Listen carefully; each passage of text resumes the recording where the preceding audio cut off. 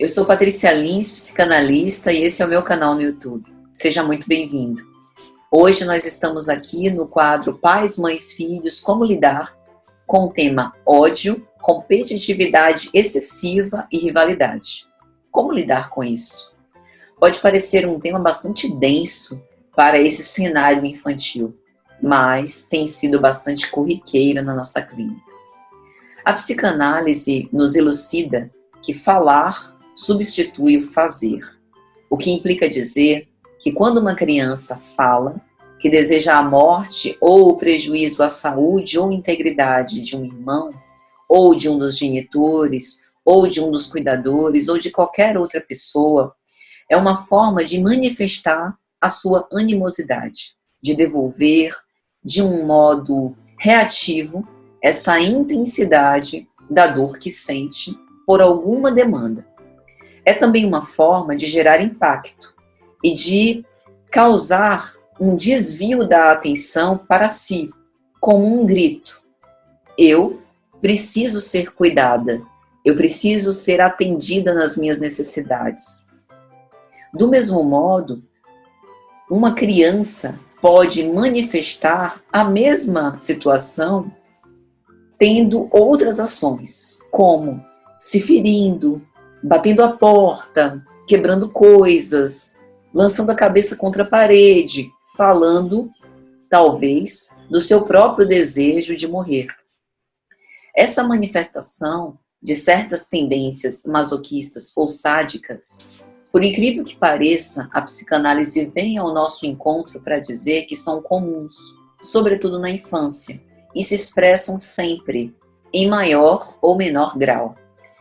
Como a psicanálise não trabalha com doutrinação, o que implica dizer que nós fazemos interpretações e intervenções em análise que irão levar o indivíduo a repensar e talvez modificar certos comportamentos, mas sobretudo vai levá-lo a se enxergar, se perceber, né?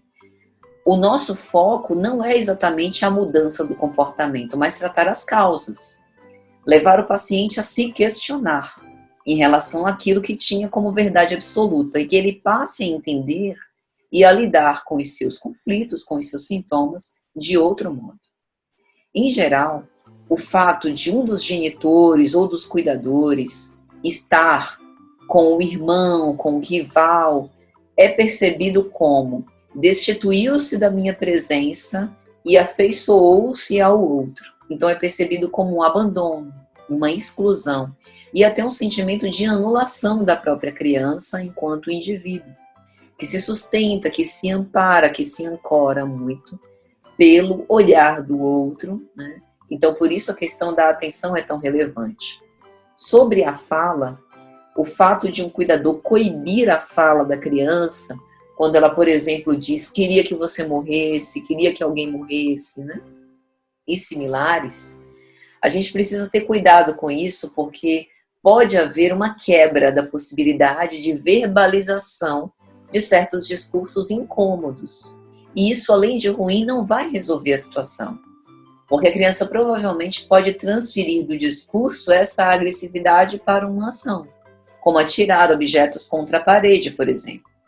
É certo que pais e cuidadores precisam colocar contornos, limites. É certo que tem coisas que não devem ser permitidas, como, por exemplo, ameaçar a integridade dos outros, das coisas ou da própria criança em casa.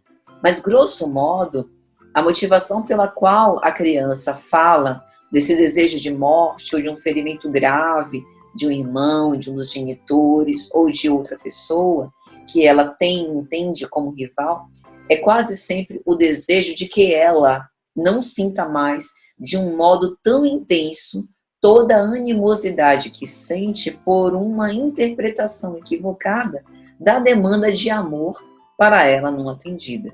E aí nessa guerra instaurada, alguém precisa ceder. E quem pode mais, dá mais. Quem pode mais paciência, quem pode mais compreensão, quem pode mais tolerância, acolhimento, escuta, dá mais. É lógico que nós sabemos que tem certas coisas ditas muito impactantes, mas acolher a agressividade também passa por isso. A raiva reprimida é muito perigosa, pode funcionar como uma implosão. Acolher a agressividade não é expor-se a ela, né? Não é dar a cara a tapa, mas é entender a explosão emocional como um sintoma de um adoecimento psíquico. E nesse momento é a situação que se tem para se enfrentar. A pulsão de agressividade é um dos destinos da própria sexualidade. Freud vai afirmar em O Mal-Estar na Cultura, seu texto de 1930, que a pulsão de agressão é natural dos seres humanos, a hostilidade de um contra todos e de todos contra um. Essa pulsão da agressão, diz ele, é o derivado e o principal representante da pulsão de morte, que encontramos ao lado da pulsão de vida, que com ele divide o domínio do mundo. Então tem momentos que a criança pode conseguir administrar, em outros não. É certo que não se deve deixar que a criança dirija a casa, e a pretexto de ser intolerante à frustração e rejeição, não devemos atendê-la sempre em tudo, mas é importante também evitar pontos de conflito. Por exemplo, se a gente observa que tem uma relação tumultuada com um irmão, com uma irmã, e que a criança não pode fazer certas coisas que o outro pode, será que havia algo que a gente poderia substituir para compensar, para amenizar essa sensação extrema de privação? Do tipo, isso não é para você, mas essa outra coisa aqui pode ser. Porque o ódio e o amor são duas parcelas de uma mesma equação. O que a criança odeia em alguém é também aquilo que mais ama. O desejo de também ser inclusa em tudo, de não se perceber faltante em nada.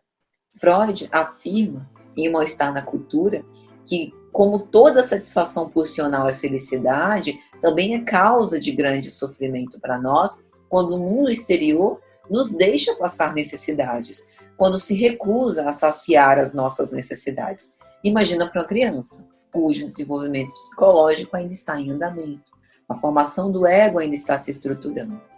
Então a gente sempre sugere evitar frases que possam dar uma valoração ou invalidação desse momento. Nossa, que coisa feia. Eu não vou mais gostar de você. Que é uma frase muito comum que acaba escapando de certos cuidadores, mas tem uma sensação devastadora de morte.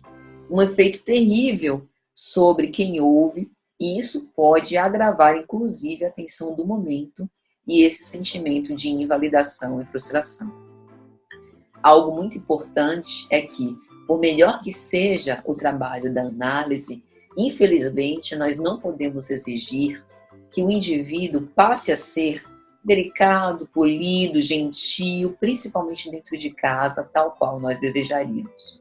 Isso seria rejeitar certas formações egóicas. Numa constelação familiar, todos importam, né? Todos precisam ser aceitos e acolhidos. E com o tempo e também com o exemplo, a criança vai aprendendo uma nova forma de se ver e de se comportar, mas ela precisa que quem convive com ela possa aceitar que essa mudança será lenta e gradual. Uma criança precisa de tudo que nós pudermos dar a ela nesse momento tão importante de estruturação da sua personalidade. Então, gente, é mais ou menos isso. Gostaria de agradecer pelo acompanhamento de todos, pelos feedbacks, né? Eu fico muito feliz e acolho a todos os comentários que vocês colocam. Muito obrigada. Esse foi o meu vídeo do quadro Pais, Mães, Filhos, Como Lidar, sobre ódio, competitividade excessiva e rivalidade. Um grande abraço a todos e vejo vocês na próxima.